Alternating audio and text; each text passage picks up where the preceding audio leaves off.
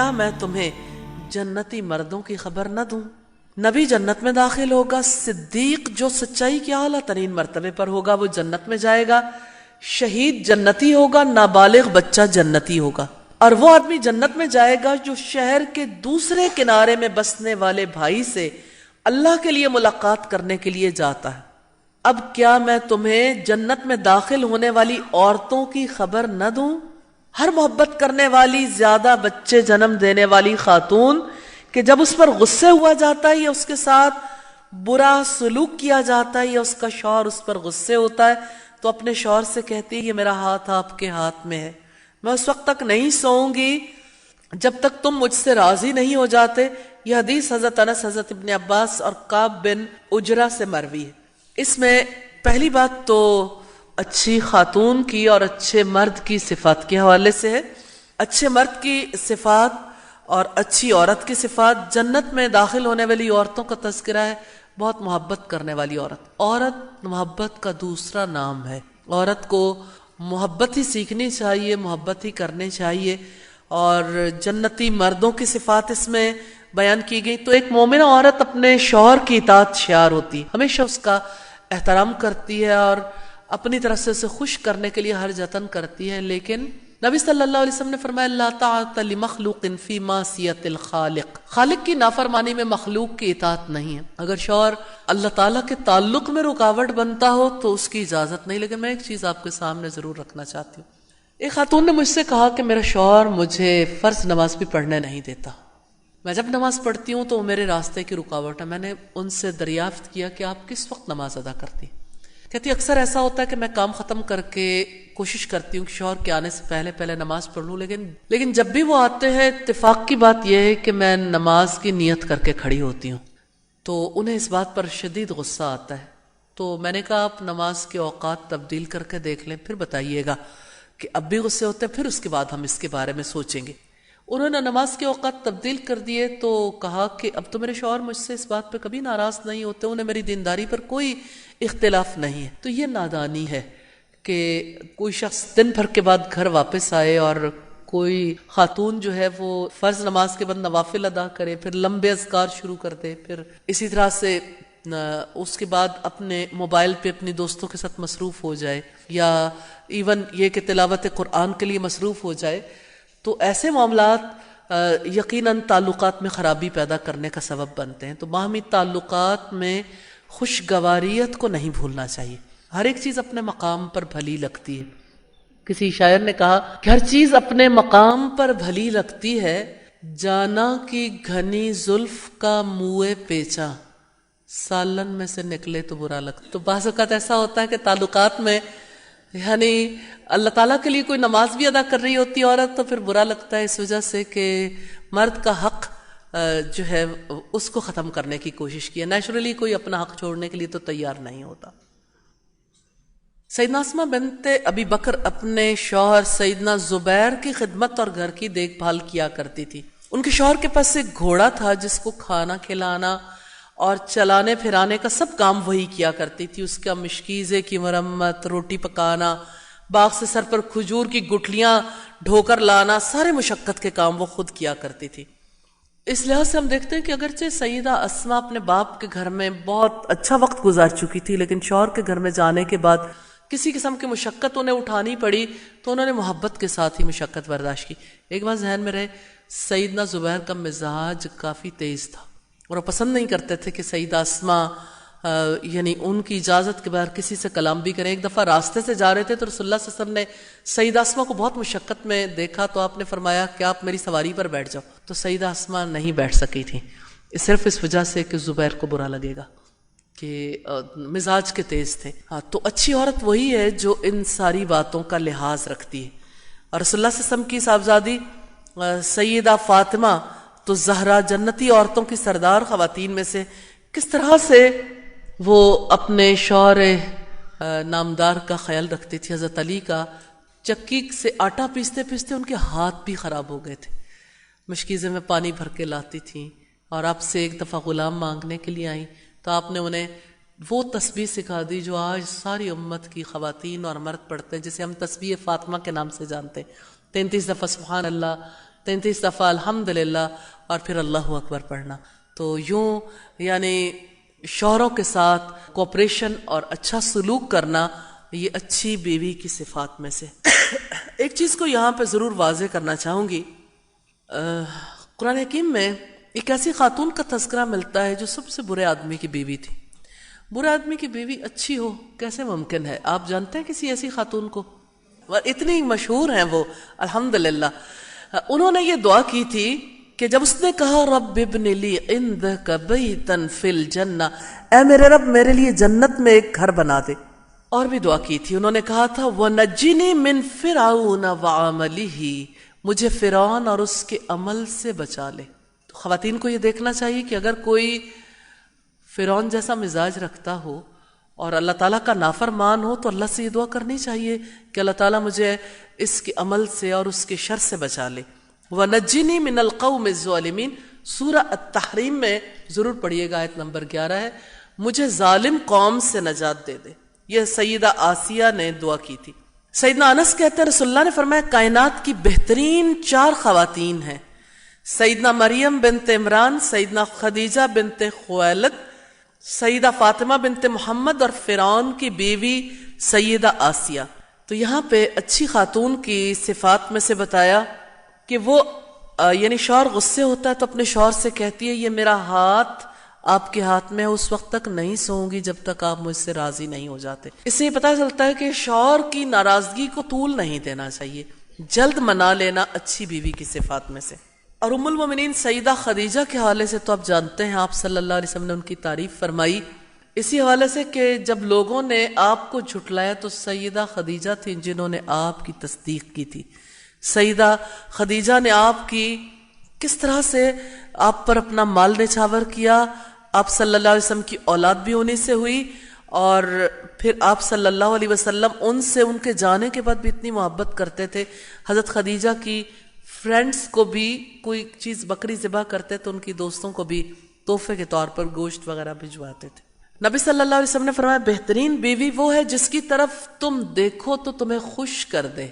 آج کے دور میں تو یہ سمجھا جاتا ہے کہ ناز و ادا سے ہی خوش کیا جا سکتا ہے، حالانکہ اصل چیز عورت کی سیرت ہے.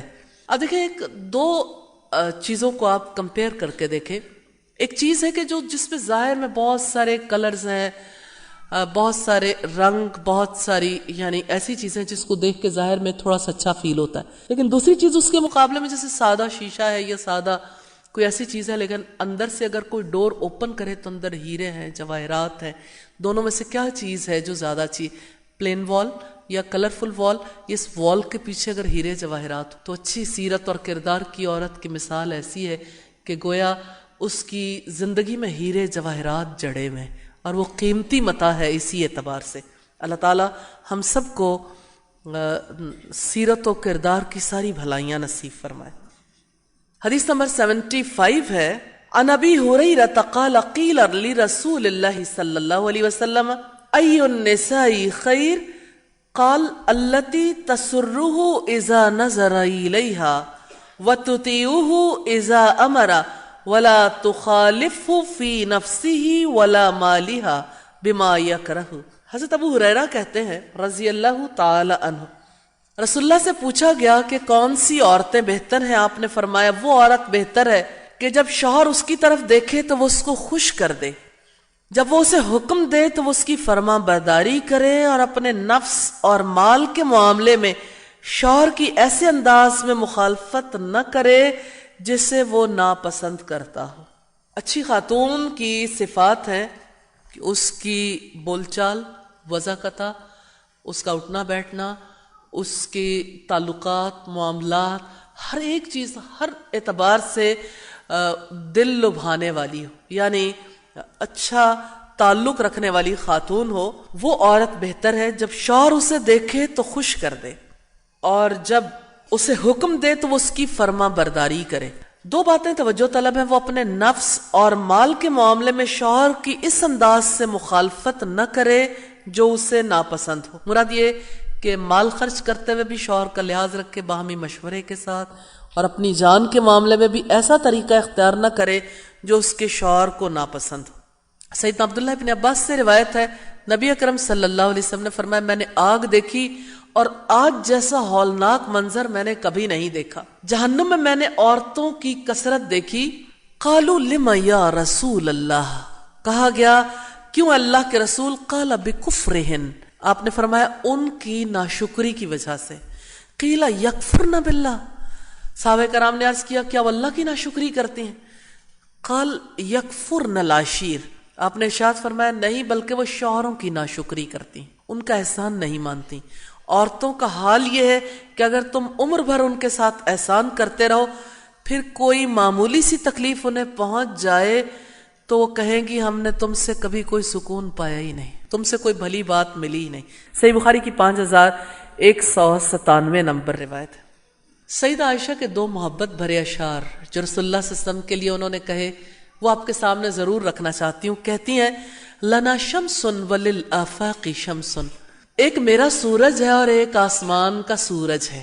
وشمسی خیر من شمس السما, کہ میرا سورج آسمان کے سورج سے زیادہ اچھا ہے. فإن الشمس تطلع بعد الفجر, کہ آسمان کا سورج تو فجر کے بعد طلوع ہوتا ہے, یعنی فجر ہوتی ہے پھر جا کے نکلتا ہے.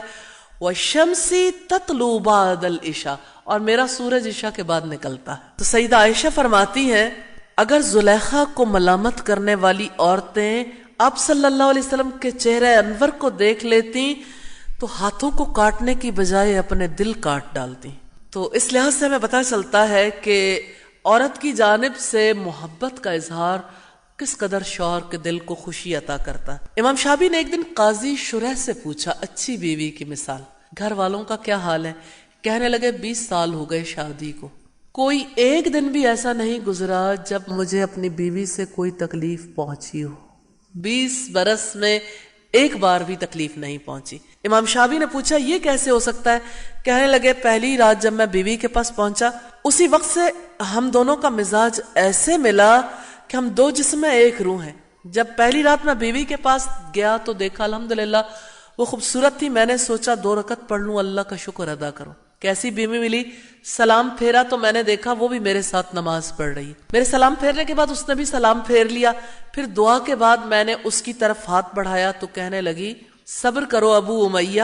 پھر اس نے کہا تمام تعریفیں اللہ ہی کے لیے, میں اس کی تعریف کرتی ہوں, اسی سے اپنی زندگی کے تمام مراحل میں مدد مانگتی ہوں. اللہ سے دعا کرتی ہوں وہ رحمت نازل فرمائے محمد صلی اللہ علیہ وسلم اور ان کی آل پر. میں ایک سیدھی سادی عورت ہوں, مجھے آپ کی چاہت کا پتہ نہیں, آپ مجھے بتا دیں آپ کن چیزوں کو پسند کرتے ہیں, میں ہمیشہ ان کو کرتی رہوں گی, اور جن چیزوں کو آپ ناپسند کرتے ہیں میں ہمیشہ ان سے بچتی رہوں گی. پھر کہا آپ کی قوم میں بہت سی عورتیں تھیں جن سے آپ نکاح کر سکتے تھے, میری قوم میں بھی بہت سے ایسے مرد تھے جو میرے ہم پلہ تھے, میں ان سے نکاح کر سکتی تھی, لیکن جب اللہ کسی بات کا فیصلہ کر دے تو وہ ہو کر رہتی ہے. اب میں آپ کے نکاح میں آ گئی ہوں, آپ وہ کریں جسے اللہ سبحانہ و تعالی نے آپ کو حکم دیا. پسند ہو تو اچھی طرح رکھیں یا بھلے طریقے سے چھوڑ دیں. میری بات ختم ہوئی, میں اللہ سے اپنے لیے اور آپ کے گناہوں کے لیے مغفرت چاہتی ہوں. شرح کہتے ہیں جب میں نے یہ خطبہ سنا تو اے شابی میں مجبور ہو گیا کہ میں بھی اس موضوع پر کوئی بات کروں. میں نے کہا حمد و صلات کے بعد تم نے ایسی بات کہی ہے, اگر تم اپنی بات پر جمی رہی تو یہ تمہارے لیے بہت بڑی سعادت ہوگی, اگر تم اپنی بات سے پھر گئی تو تمہارے لیے بہت زیادہ نقصان دہ ہوگی. میں ان چیزوں کو پسند کرتا ہوں, ان کو ناپسند کرتا ہوں. تم جو بھلائی مجھ میں دیکھو اسے پھیلانا, جو برائی اور عیب دیکھو اس پر پردہ ڈال دینا. پھر قاضی شرح امام شابی سے کہنے لگے وہ میرے ساتھ 20 سال رہی, لیکن الحمدللہ ایک موقع بھی نہیں آیا کہ میں اسے ڈانٹوں, سوائے ایک مرتبہ کے, اس میں بھی میری طرف سے زیادتی ہوئی. المرأۃ المثالیہ فی عین الرجال کی روایت ہے, یعنی مثالی عورت, مرد کی آنکھوں میں مثالی عورت. تو ایک تو ہے کہ خود اپنے آپ کو مثالی سمجھنا, اور ایک یہ کہ حقیقت میں مثالی ہونا. سیدنا ابو الدرداء نے اپنی بیوی سے کہا تھا تم جب مجھے ناراض دیکھنا تو منا لینا, اور اگر میں تمہیں ناراض دیکھوں گا تو میں تمہیں منا لوں گا, ورنہ ہماری گاڑی ایک ساتھ نہیں چل سکتی. ایک شوہر نے اپنی نئی نویلی دلہن کو 4 اشعار بڑے پیارے انداز میں اس نے نصیحتیں کی کہ اگر مجھ سے کوئی غلطی ہو جائے تو معافی اور چشم پوشی سے کام لینا, تمہاری محبت میرے دل میں برقرار رہے گی, اور جب میں غصے میں ہوں تو اس وقت میرے سامنے جواب بالکل نہ دینا. یہ غلطی عام طور پر عورتوں سے ہو جاتی ہے.